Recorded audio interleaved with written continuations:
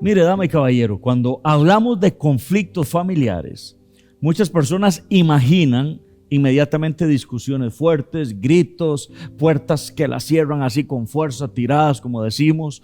Imaginan conflictos familiares, piensan en tensión, ¿verdad? Momentos de tensión evidentes. Y sí, es cierto. Esas cosas sí existen, claro que sí, lamentablemente. Pero muchos de los conflictos familiares más profundos no siempre comienzan con un grito. No siempre comienzan gritándose, tirándose cosas. No. Muchas veces conflictos familiares comienzan con algo mucho más silencioso, algo suavecito, una expectativa que nunca se dijo. Comienzan con una herida que nunca se sanó y tarde o temprano, sale, explota, como decimos. Muchos conflictos familiares comienzan con una conversación que nunca se tuvo, o inclusive comienzan a veces con una prioridad que poco a poco se fue desplazando. Lo que realmente era importante fue quedando a un lado, desplazado. Por eso hoy quiero hablarle con calma, tranquilo, muy pastoral, sobre algo que muchas familias viven, aunque no siempre saben cómo nombrarlo. Y hay muchos, pero tan siquiera por el tiempo quiero hablar de 5 tipos de conflictos familiares más comunes. Hay 5 tipos de conflictos familiares más comunes que uno ha visto, ha escuchado en muchas familias, que se observan. 5 conflictos familiares que se observan constantemente cuando las personas ya se sientan a hablar con sinceridad y uno comienza a decir, por aquí anda esto. Y cuando son conflictos que salen, aunque cada familia sabemos que tiene su historia, estos conflictos salen, aparecen en hogares muy distintos, en cualquier hogar. Estos conflictos aparecen en matrimonios, aún en matrimonios jóvenes. No es necesario matrimonio ya de años, no, aún en matrimonios jóvenes. A veces es más frecuente en matrimonios jóvenes. En familias con hijos adolescentes, en familias con hijos adultos, en adultos mayores que ya viven solos, están en esa etapa de la vida. En personas divorciadas que todavía cargan relaciones familiares complejas y todavía siguen teniendo ese peso, esa historia encima de él o de ella. Porque la familia no es solo la gente que vive bajo el mismo techo. La familia también es la historia que llevamos dentro. Y usted cuando habla, usted escucha, es que yo, y siempre hay una historia. Siempre hay una historia. Y yo sé que usted también, usted ahí que me está escuchando, tiene historia. Que si nos sentamos a hablar, yo sé que hay historias de todo tipo. Cosas muy lindas, muy bonitas, pero cositas que ustedes, ahí están. Aunque pasen los años, ahí está tu historia. Y el primer tipo de conflicto que aparece con mucha frecuencia es el conflicto por el poder y control. Y vamos a empezar por ahí.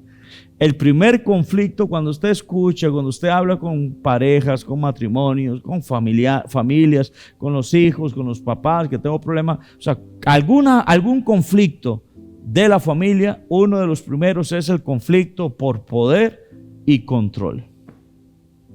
¿Quién decide? ¿Quién decide? Yo decido, él decide. Algunos bajan el moco, como decimos popularmente en Costa Rica, pero alguno decide. ¿Quién tiene la última palabra? ¿Quién dirige el rumbo de la familia? ¿Quién siente que no está siendo escuchado? Porque otro está tomando el poder, el control. Porque a veces no lo decimos en voz alta. Quizás usted tal vez no lo diga en voz alta, pero muchas discusiones familiares no son realmente por el tema que aparece en la superficie. No es, y me refiero, no es por lo cotidiano, por lo común, no. O sobre lo que se habla en la mesa, no. Casi siempre el tema a veces ni es por el dinero, no es porque la hora de llegada, no es por el orden de la casa que no hace nada, que no hace lo otro, que es muy cochino, que es muy cochina. No, muchas veces lo que está debajo de esos temas que no se hablan es algo más profundo. A veces es la sensación de que mi voz no cuenta en esta casa, de que mi opinión no se toma en serio, de que alguien más está controlando todo, a la esposa, al esposo, al hijo, los hijos. Y cuando eso ocurre, la relación familiar se convierte en una lucha silenciosa por espacio. Se convierte en una lucha silenciosa por respeto, por reconocimiento de parte de cada miembro de esa familia. La Biblia conoce muy bien las dinámicas humanas, porque la Escritura no presenta familias perfectas. Usted no encuentra familias perfectas en la Biblia. Presenta la Biblia familias reales. Personas con carácter, cualidades, virtudes, aciertos, desaciertos, personas con debilidades, personas con momentos de grandeza y personas con momentos de conflicto. Y una de las cosas que la fe nos enseña es que el liderazgo espiritual nunca debe confundirse con control. Guiar no es dominar, ¿oyó? Y sobre todo los caballeros, nosotros los caballeros, el guiar mi familia no es dominar. Dirigir no es imponer, son cosas muy distintas. Guiar, repito, guiar no es dominar. Dirigir no es imponer. Y cuando en una familia alguien intenta controlar todo, decidir todo, dirigir todo, tarde o temprano, como respuesta a eso, como respuesta a esa persona que intenta todo, tarde o temprano aparece resistencia. Tarde o temprano. Todavía no es que mis chiquitos, sí, pero esos chiquitos ya va a llegar el momento que salen del colegio y ya no son chiquitos. Ya son muchachitos de 18 y 19. Y no solo los hijos, a veces la esposa comienza a tener resistencia, o el esposo comienza a tener resistencia, padres con hijos, hijos con padres, porque tarde o temprano explota por aquello que ha existido. El decidir todo, el dirigir todo, el controlar todo. Aparece resistencia, aparece cansancio. Estoy cansado de esta situación, ya estoy cansada de esta situación. Aparece distancia emocional. No, yo ya no quiero, ya no me apetece. Ya no quiero, no me apetece corresponder, no me apetece obedecer, no me apetece tener respeto. No, ya aparece una distancia emocional, porque las relaciones sanas necesitan respeto mutuo. Como decimos popularmente en nuestro país, dando y dando, pajarito volando. Usted me da, yo le doy. Y así el ser humano, esa es una de las cosas en su naturaleza. Las relaciones sanas necesitan respeto mutuo.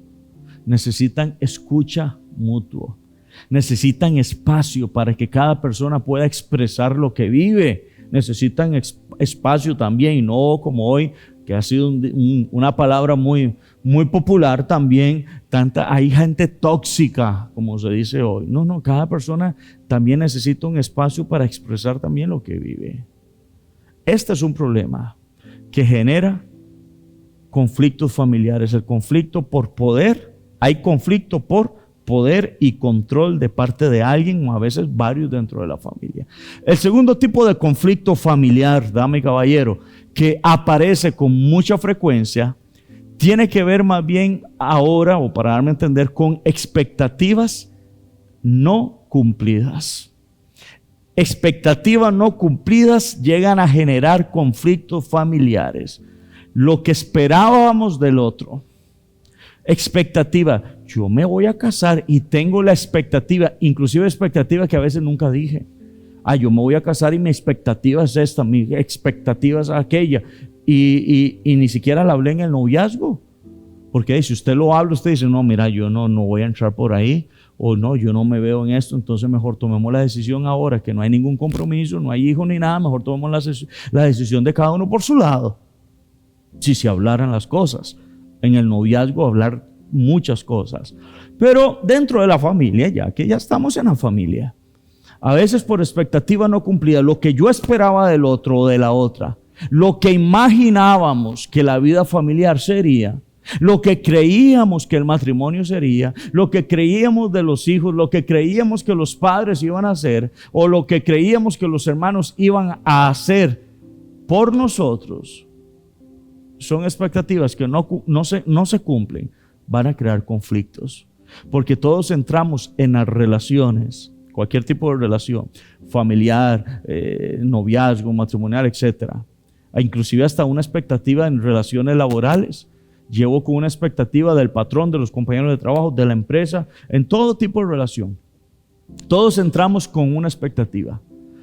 Algunas expectativas conscientes, otras no tanto.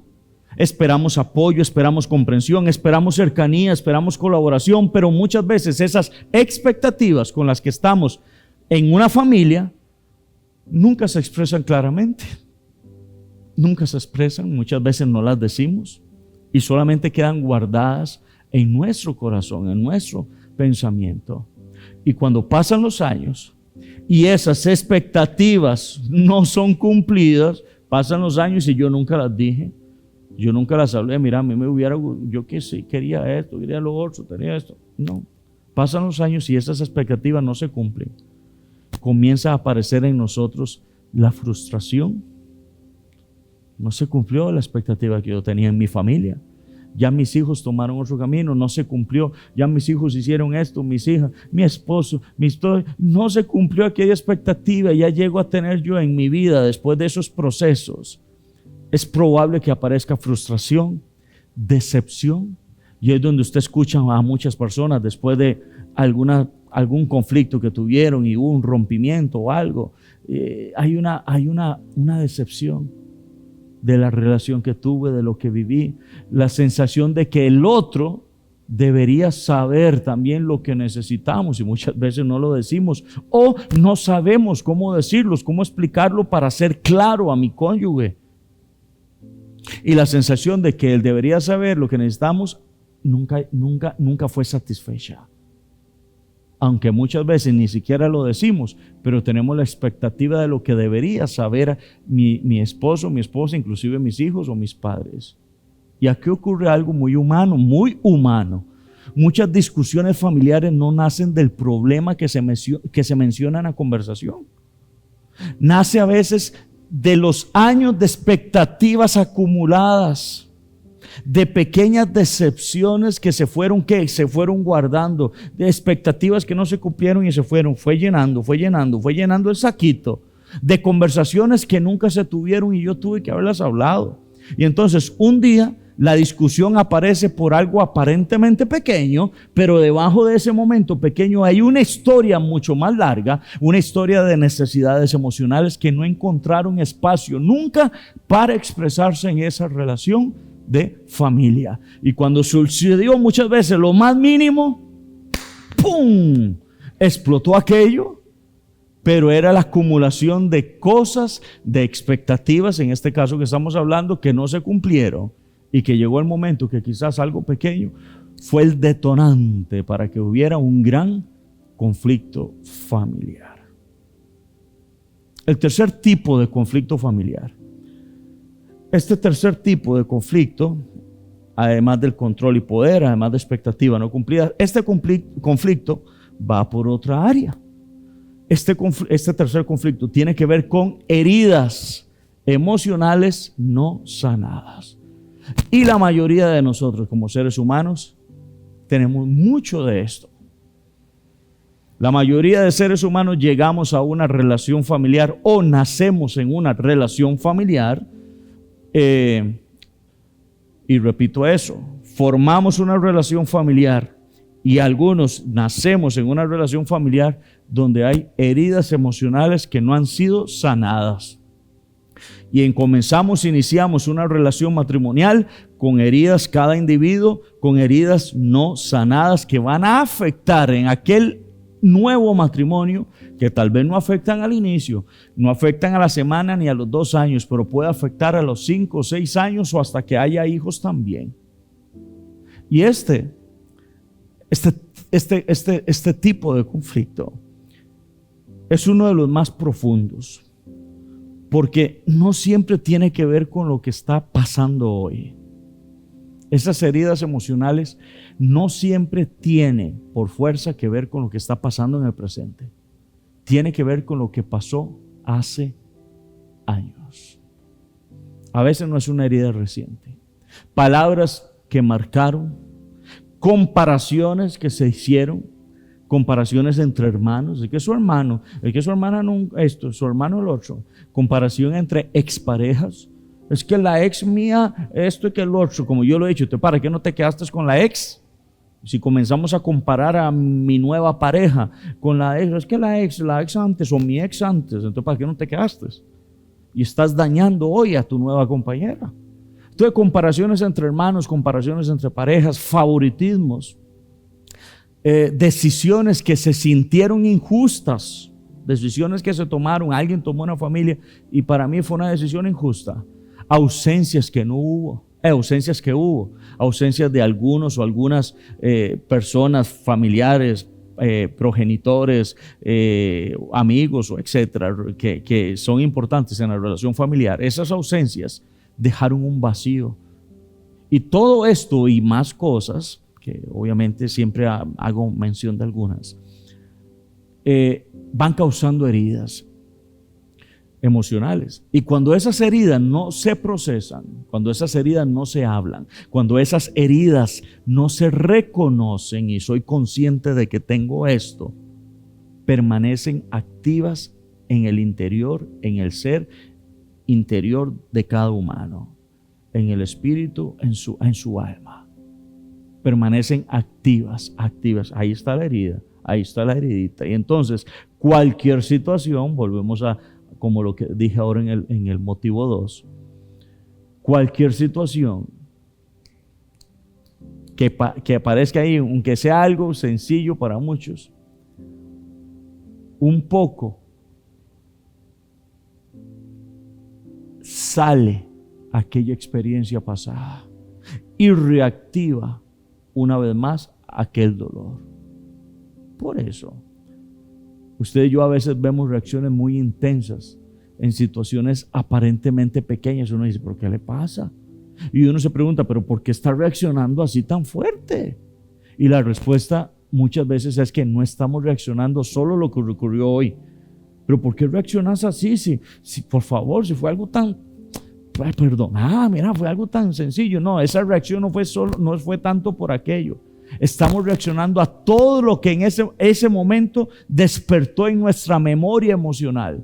Y mi reacción es porque aquello me está recordando otras cosas y que no las quiero vivir y que ya voy a la defensiva. Y la Biblia también habla de esto cuando muestra relaciones o historias familiares donde el favoritismo, y usted lo mira en la Biblia, muchas cosas, favoritismo, celos o la falta de reconciliación, generaron tensiones profundas en muchas familias. Porque las heridas que no se sanan no desaparecen, simplemente cambian de forma y siguen influyendo en las relaciones. Las heridas, si no se sanan, no desaparecen, van cambiando de forma, se van adaptando y en algún momento hay un detonante que me hace revivir, me trae mi memoria emocional, mi historia emocional, y eso fue el detonante para que ¡pum!, saliera y provocara más de lo que estaba sucediendo, más grande, un conflicto familiar. El cuarto tipo de conflicto familiar tiene que ver con la comunicación dañada o inexistente. Ese es otro tipo de conflicto familiar. Conflicto por la comunicación dañada o una comunicación a veces inexistente. Y usted quizás lo sabe muy bien. Y esto es un tema que usted lo sabe. Esto es un tema que usted lo sabe. El asunto es llevarlo a la práctica, es otro mundo. Y ahora vamos a ver más adelante algo de eso. Pero hay familias donde el problema no es que hablen demasiado. El problema es que no hablan de lo importante. Porque sí hablan. Se habla del trabajo, se habla de las tareas, de la responsabilidad, lo que tiene que hacer cada uno, pero no se habla de lo que se siente. Se habla de cómo me fue y qué hizo y ya le aumentaron y cómo se va a hacer para pagar y cómo va a buscar y qué puertas va a tocar y con quién va a hablar y todo. Se habla de muchas cosas, pero no se habla de lo que se siente. No se habla de lo que duele. No se habla de lo que preocupa. Y cuando la comunicación emocional desaparece, las relaciones ya se vuelven más superficiales. Estoy nada más por convivir en la casa, pero no nos conocemos realmente. ¿Por qué? Porque ya usted comienza a callar muchas cosas. su hijo, su hija, su esposo, su esposa, la familia que vive en las cuatro paredes, ese núcleo familiar, comienzan a callar muchas cosas, entonces ya comenzamos a desconocer muchas cosas. Y usted lo mira inclusive en las noticias. Me llama la atención que a veces, no, vieras que él nunca, mi hijo nunca, y no sé ni por qué murió, si él nunca esto, nunca lo otro, nunca lo otro. Y cuando ya hacen las investigaciones se va dando cuenta en qué cosas estaba el hijo metido o la hija metido, o qué había dicho, qué había hecho, qué había esto, qué había lo otro, y papá y mamá ni por la mente le pasaba lo que estaba sucediendo en aquel muchacho, en aquella muchacha, en aquel esposo, en aquella esposa, lo que estaban viviendo. ¿Por qué? Porque no se hablaba. Compartimos el mismo espacio, pero no compartimos el corazón. Y más bien otras familias es el extremo contrario. La comunicación existe, pero está cargada de crítica, más bien de sarcasmo, de reproches. Y en ese ambiente las personas comienzan más bien a protegerse emocionalmente. Entonces ya dejan de decir lo que siento. No, si yo hablo lo que siento aquí, más bien es una burla, es un sarcasmo, es un regaño. Mejor no digo nada. Entonces en el otro no hablan porque no existe. Y aquí, aunque hablamos de todo, pero cuando yo hablo ya aparecen otras cosas.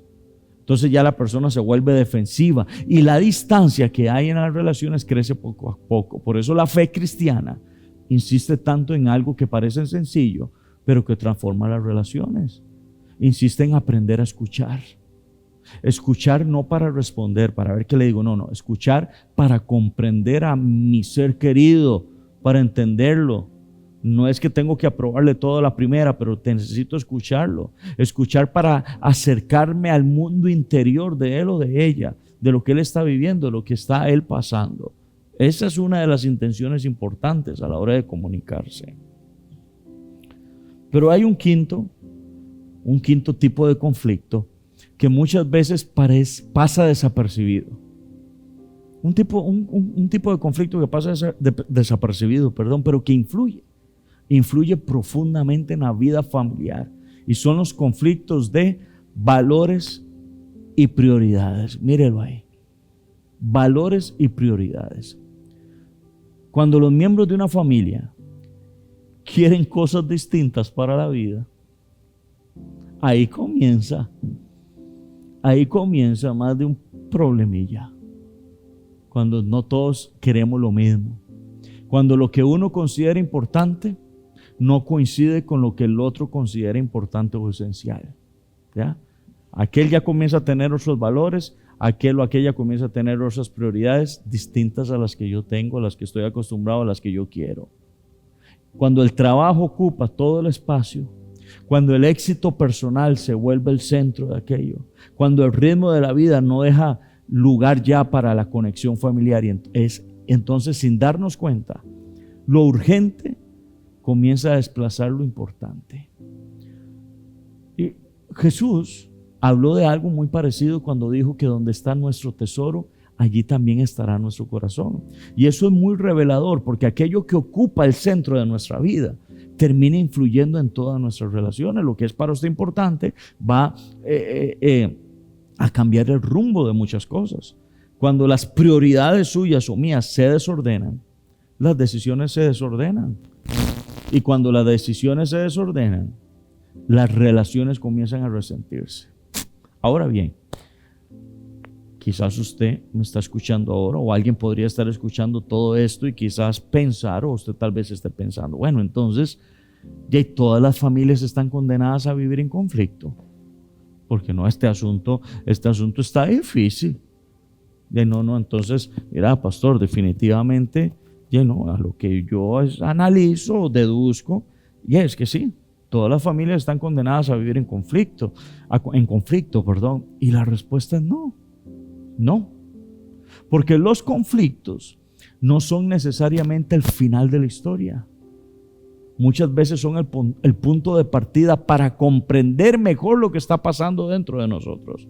Entonces no es de que hay conflicto y ya, ahora sí, ya no hay solución, ya todo se desarmó. No, el conflicto puede ser el medio que nos está llevando, o el punto de partida para comprender mejor. Ok, ya está sucediendo esto me está ayudando a comprender mejor lo que está pasando dentro de nosotros, obviamente, pero también comprender lo que está pasando dentro de los demás y dentro de nuestras relaciones. Es cierto que la fe cristiana no promete familias perfectas, lo yo. Ni yo ni nadie. No, la fe cristiana no promete familias perfectas, promete algo mucho más real. Promete la posibilidad de transformar el corazón. Ahí cambia muchas cosas. No familia perfecta, pero sí promete la posibilidad, si el ser humano está dispuesto,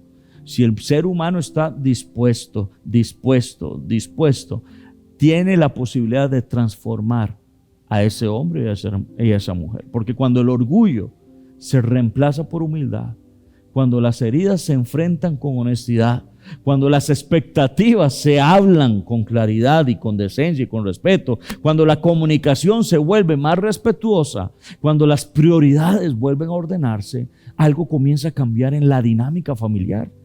Y no siempre de manera inmediata. No estoy diciendo que ya hoy, después de este programa, usted ya a las 2 horas todo cambió. No. Pero sí comienza a cambiar de manera más profunda si hay todo este cambio y si hay una disposición de la persona involucrada. Y tal vez alguien dirá, pero en mi familia no todos quieren cambiar. Yo he tratado, yo he hablado, yo he pulseado, como decimos, pero no todos quieren cambiar. Y eso también es una realidad. Eso es una realidad. ¿Cuántas familias uno no ha hablado? Si yo mismo. Y mi padre también en su momento. ¿Cuánto se ha hablado en las propias familias? Y hay gente que no quiere cambiar. Porque usted y yo no podemos controlar las decisiones de todos los miembros de nuestra familia. Y usted lo sabe muy bien, papá y mamá. Llega el momento en que usted no puede controlar las decisiones de sus hijos. Usted le enseñó, usted le instruyó, usted le dijo esto, cuide el otro. Y cuando ya fueron grandecitos, tuvieron cuerpos, ya volvieron a tomar más de una decisión de las que usted no está de acuerdo, ni siquiera decisiones de las que usted le enseñó. Eso es una realidad. No podemos controlar las decisiones de todos los miembros de la familia, pero sí podemos asumir responsabilidad por nuestra propia vida. No por la de los demás, pero sí puedo tener responsabilidad por mi propia vida. Y si todos los miembros de la familia comprendieran y pensaran de esa manera, entonces el resultado sería positivo, porque cada uno está pensando a favor de mi familia y asumiendo la responsabilidad, mi responsabilidad de mi propia vida dentro de la familia.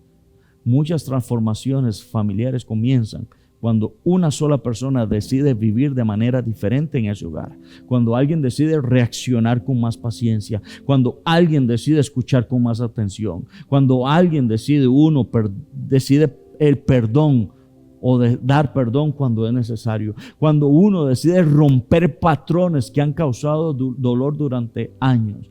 Ahí comienza transformación. Ahora bien,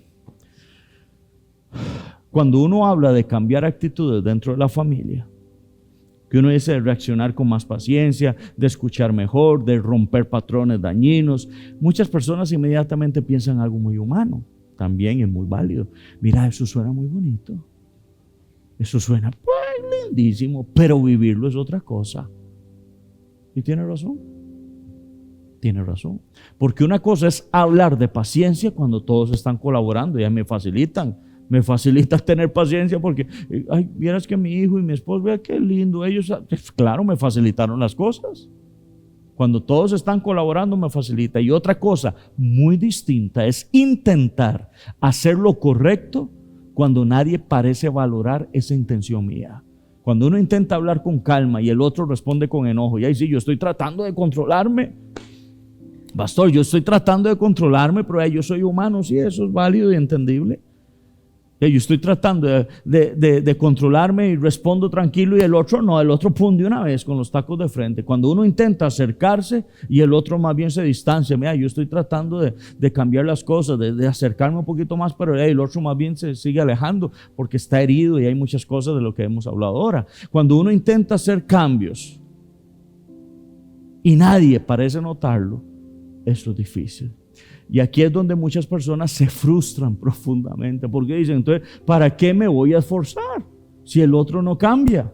¿Para qué voy a intentar mejorar yo si nadie lo aprecia, nadie lo valora? Y eso le pasa a los hijos y a parejas.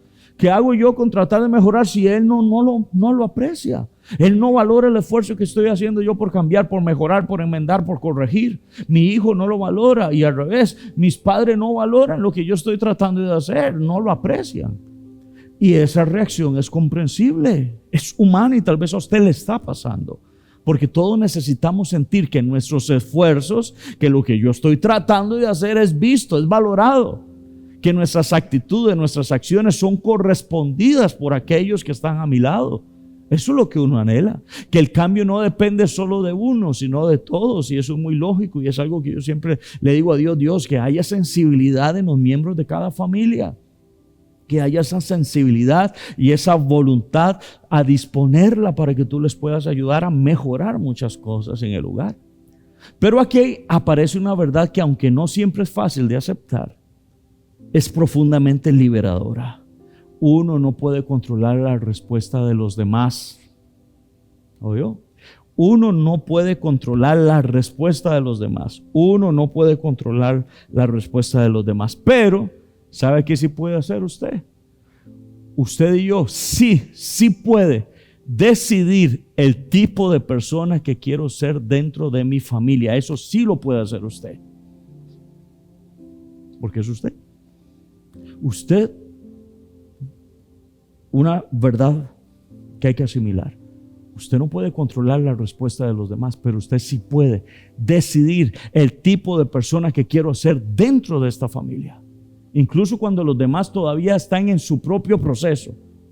Y eso ahora, esto no significa convertirse en alguien ingenuo, como decimos, un tontito, una tontita, como decimos popularmente. No, eso no es convertirse en una persona ingenua, ni aceptar cualquier conducta injusta tampoco, no, ni permitir que otros se aprovechen, no. Esto significa algo más profundo. Significa decidir que las reacciones de los demás no van a definir la calidad de mi carácter. ¿Oyó? No es de que entonces tengo que aceptar todo, tengo que todas las injusticias y todo, tengo que no. Eso significa, poneme la imagen anterior, por favor. Otra vez la imagen anterior para darme a comprender todo. Yo sí puedo decidir el tipo de persona que quiero ser dentro de mi familia. Eso es fijo, pero también eso indica decidir que las reacciones de los demás no van a definir la calidad de mi carácter en la familia. Van a decir, van a hacer, pero eso no va a definir. Que la dureza de otros no van a endurecer mi corazón. Que la falta de reconocimiento no va a apagar la disposición que yo tengo de actuar con integridad. Porque cuando uno vive esperando que todos cambien primero, para entonces cambiar yo diferente, ser diferente, el cambio nunca comienza. Dama y caballero, el cambio nunca va a comenzar si usted espera que los demás cambien. No, de ahí te llevas porque imagine que todos esperen eso. No, pero cuando alguien decide vivir con más conciencia, con más madurez, con más responsabilidad emocional, algo empieza a moverse en el ambiente relacional. No siempre de inmediato, no siempre de forma visible, pero comienza a moverse algo en la relación de familia cuando al menos uno toma y tiene la valentía de comenzar a hacer ese cambio, esa diferencia. Y sí, es verdad, a veces ese esfuerzo no es reconocido. No, a veces el otro o los demás miembros de la familia o mi pareja o mis hijos o los demás familiares, el otro sigue reaccionando igual. Y yo trato de corregir, yo trato de ser paciente y el otro sigue como si nada.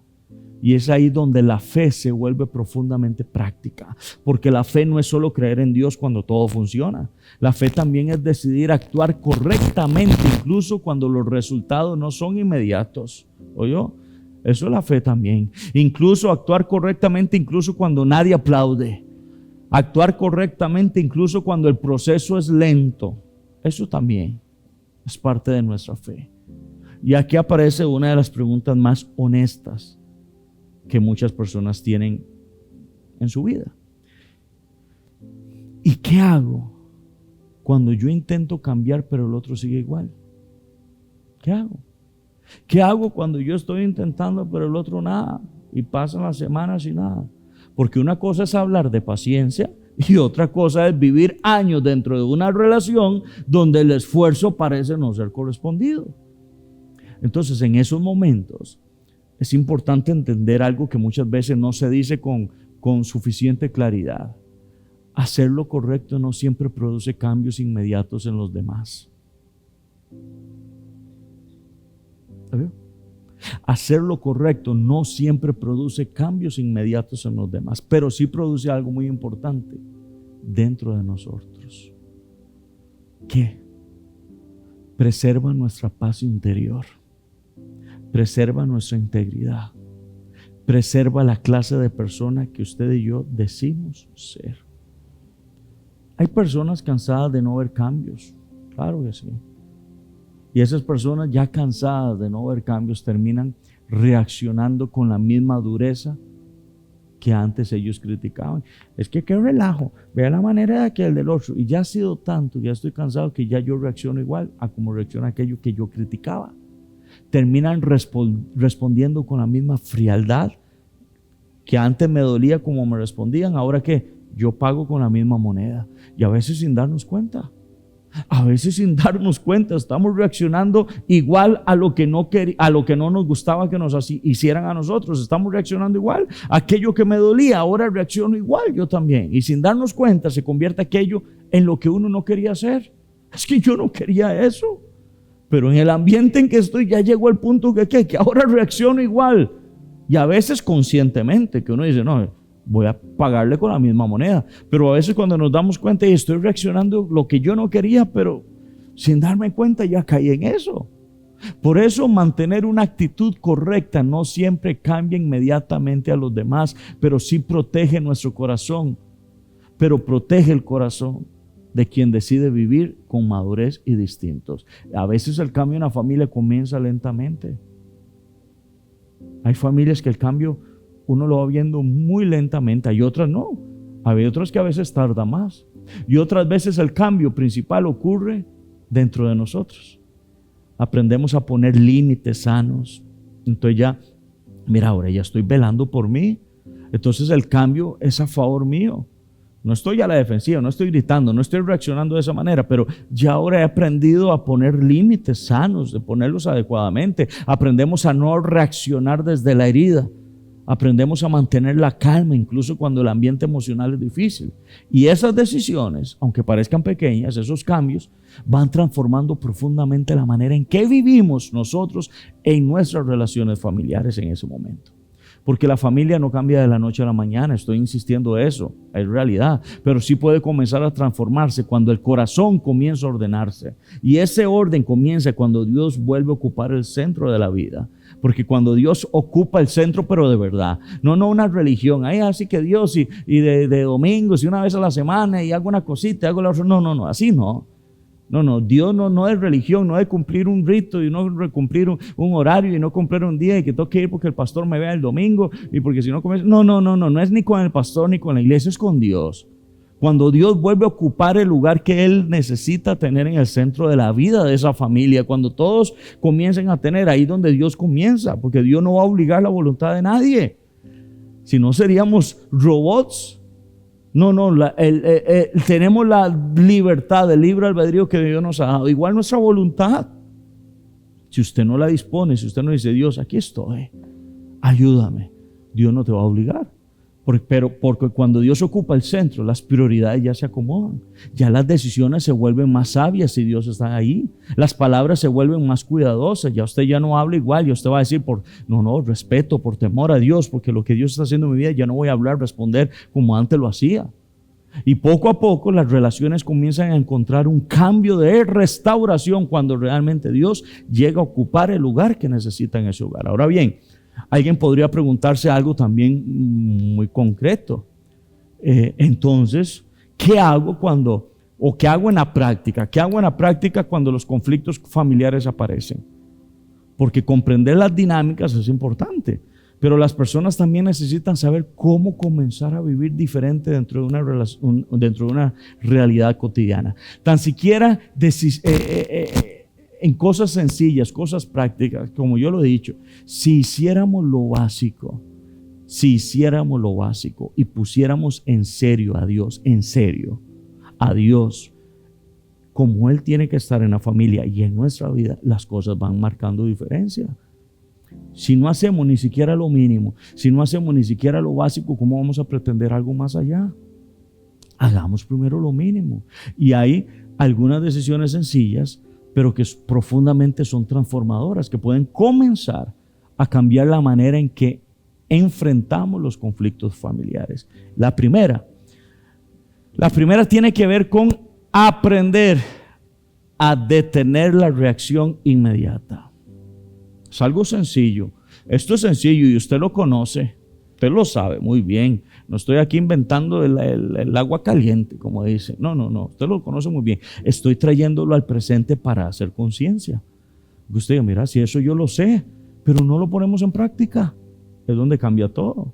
Lo primero es aprender a detener la reacción inmediata. Muchas discusiones familiares se intensifican y si usted se pone a hacer conciencia, usted dice, ay, sí, claro.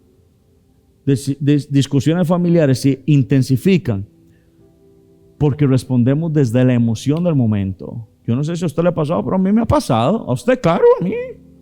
Que uno dice, pero ¿cómo se lo, de una vez, cómo se le ocurre? Usted sabe, esto no es fácil. En la práctica no es fácil, es algo tan sencillo, es algo que usted conoce, pero en la práctica es donde uno recuerda. ¿Y sabe qué hago yo a veces? Como sugerencia. A veces yo le digo, estoy escuchando algo, yo tranquilo, escuche primero. Bien, yo mismo me estoy diciendo, porque humanamente es una reacción lógica. Escuche, espérese, escuche, tranquilo, por dentro. Porque a veces respondemos desde la emoción del momento, desde el cansancio también a veces. No es solamente la emoción de euforia, de enojo, no, a veces del cansancio. Estoy deseando no escuchar nada, estoy deseando no poner atención, estoy deseando, y a veces mi respuesta puede ser hiriente, indiferente, simplemente porque estoy cansado. Entonces no es el momento. Entonces hay que detener la reacción inmediata, porque a veces puede ser, repito otra vez, desde la emoción del momento, desde el cansancio, desde el enojo, obviamente, desde la frustración, y en esos momentos decimos palabras, por poner un ejemplo, que después lamentamos.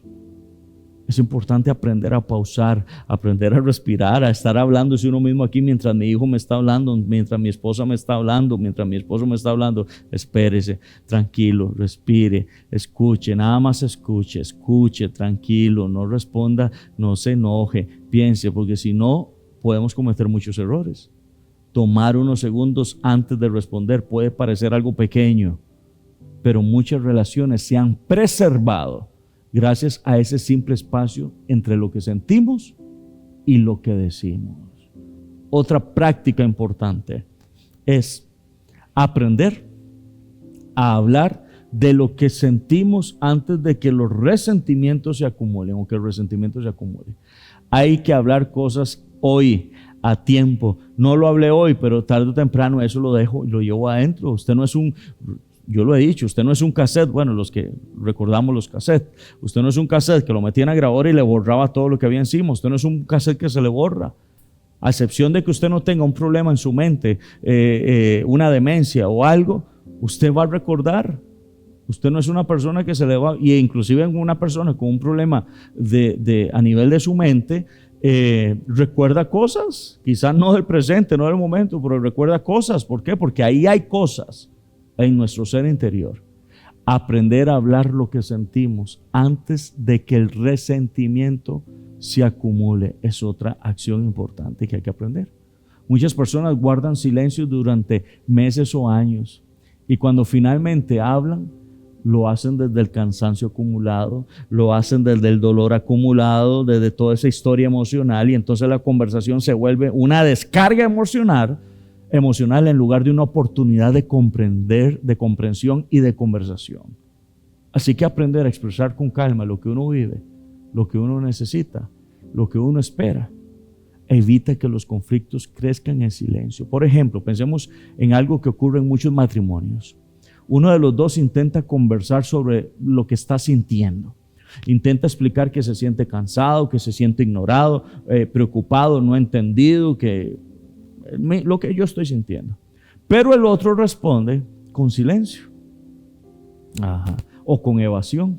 Esa es la respuesta del otro, donde yo le estoy contando lo mío.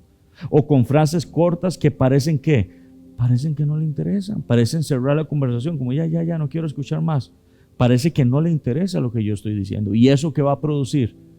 Por ejemplo, estoy poniendo un ejemplo, una sensación de soledad dentro de la relación.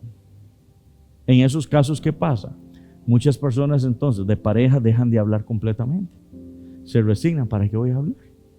¿Para qué voy a hablar? Pero una alternativa más sana en estos casos, cuando uno está hablando con lo que sentimos, es buscar momentos adecuados para conversar. No todos los momentos son adecuados, ¿ya? Momentos adecuados para conversar. No cuando el conflicto está en su punto más alto, sino cuando el ambiente emocional está más tranquilo. Hablar con claridad, pero sin excusar. Explicar lo que uno vive, sin convertir la conversación en un juicio, porque muchas relaciones no se deterioran por falta de amor. No se deterioran, sino muchas relaciones se deterioran por falta de conversaciones honestas. Por eso hay que buscar momentos adecuados. También, otra sugerencia, es importante revisar nuestras propias expectativas. Es importante sentarse y pensar en usted. No en tu pareja, no en tus hijos, y los hijos no en tus papás, no, usted. Yo como persona dentro de esta familia, revisar mis expectativas. ¿Qué espera usted? ¿Qué expectativa tiene usted en tu familia? A veces esperamos que los demás actúen exactamente como nosotros actuaríamos o como nosotros queremos, pero muchas veces ni siquiera les contamos las expectativas que tenemos. Muchas veces queremos que entiendan las cosas de la misma manera que yo las entiendo, que reaccionen con la misma sensibilidad que yo quiero que yo reaccione o que yo espero que ellos reaccionen. Y cuando eso no ocurre, esa expectativa, que fue lo que hablé ahora, pensamos que el otro no se preocupa. Pero muchas veces no es falta de amor, es simplemente una manera distinta de ver la vida que aquel o aquella tiene. Así que ajustar nuestras expectativas nos permite mirar a los demás con más comprensión. Hay que ver mis expectativas, decirlas y ver, mira, yo espero y cuáles son porque a veces solo pienso en mis expectativas. Ya los demás tienen expectativas. Es que yo espero que mi esposo esto. Sí, pero tu esposo también espera algo. Hay que escuchar los dos lados. ¿Qué es lo que tu esposo espera? Y llegará a un punto medio por restaurar, por salvar esta situación y por mejorar esta situación, por ejemplo. Eso también ocurre mucho, digamos, entre hermanos adultos o entre padres mayores y sus hijos. Y a veces un adulto mayor, por ejemplo, un adulto mayor espera más visitas.